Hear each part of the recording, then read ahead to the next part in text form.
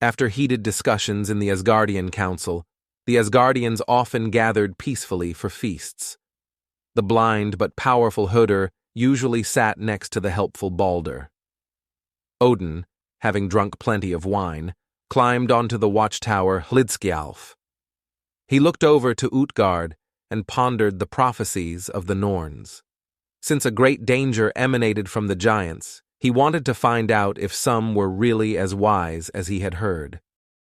Is it true, are some really that wise? I've seen much and learned much. Now I want to know more about Vafthrudnir's palace and the nature of giants. Then go. Frigg replied. But be careful when you encounter this giant and return unharmed. Odin crossed the land of giants and finally reached Vafthrudnir's hall. He greeted the giant and said, I'm curious if you're really as omniscient as everyone says. Who are you?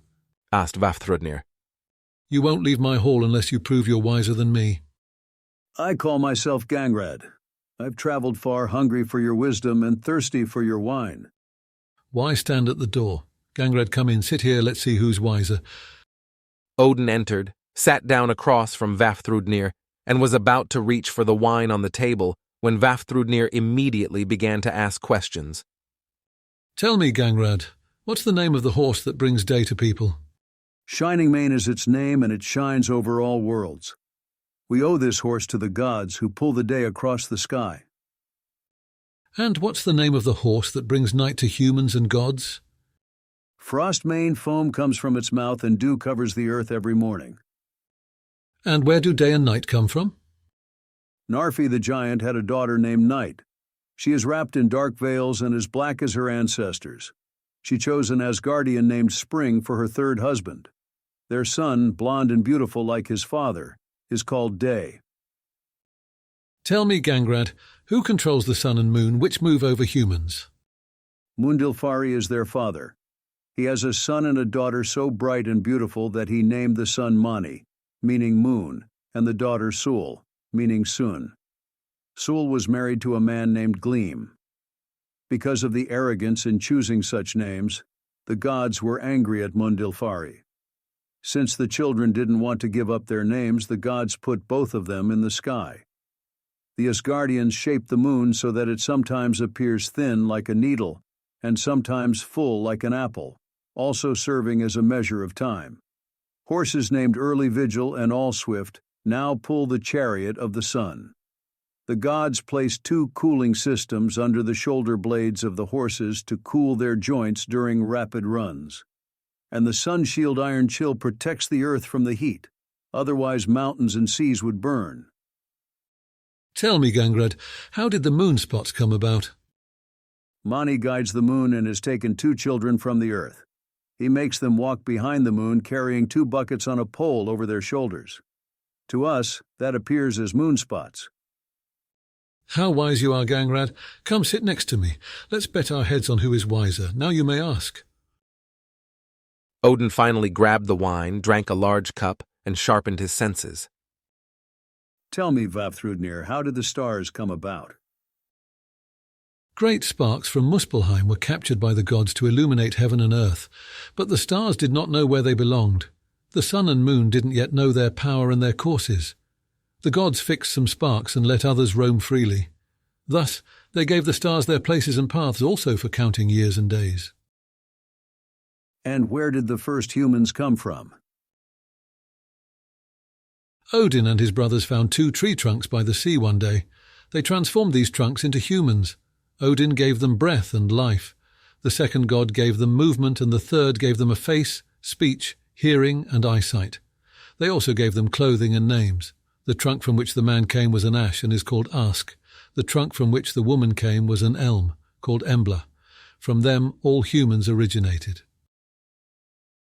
Vafthrudnir paused for a moment, intrigued by the wisdom of Odin. He then said, Why did the gods settle humans in the most fertile world? Because humans are good at growing grain, taking care of it carefully, and harvesting. They waste nothing. And why did the gods banish the giants to the edge of the world? Because the giants destroy their own fields. They chase their bellowing oxen around, break young trees, and block valleys with boulders. The gods don't understand the giants. They are like unruly children. They romp wildly over meadows and fields, throw tree trunks, and love their freedom. The chains with which the gods have bound the worlds cut into the flesh of the giants. We seem to disagree on that topic. Let's talk about something else. Go, ask me a question. Why is the sun pursued? The sun rides fast because she is pursued by Shul, a wolf named Sport. Another wolf, Hati or Hate, pursues the moon.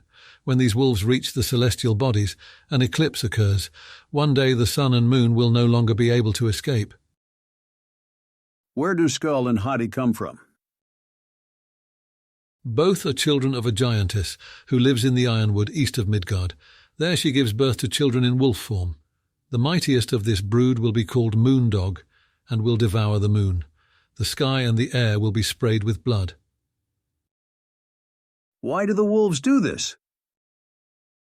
The gods have accrued so much guilt through their misdeeds that only their own blood can purify them, and the guilt will be so great that the blood of all gods will not suffice. Where did you acquire this wisdom? I know the runes and their magic. I've traversed all the worlds, even the realm of the dead. No giant knows more than I do about the origins of time when Asgard and Midgard did not yet exist. I was one of the survivors of the great flood after the death of Ymir, the first giant. I sat next to Bergelmir in his hollowed-out tree trunk and escaped. Odin listened to the giant for a few moments, then took a sip of wine and said, Now come the most difficult question. What would Odin whisper into his son Baldur's ear if he were fallen and laid on the pyre? That was the last and decisive question, and Vafthrudnir reached for his wine, drank, and said, Only Odin himself knows that. You are not Gangrad, you are Odin. Only you would know what you would whisper into your dead son's ear. How could you have such knowledge? I asked the question to trap you. You are the wisest of all the wise. My head is wagered. Because you were so wise, I grant you your head, said Odin, and the giants celebrated this generosity as a sign of the gods' benevolence.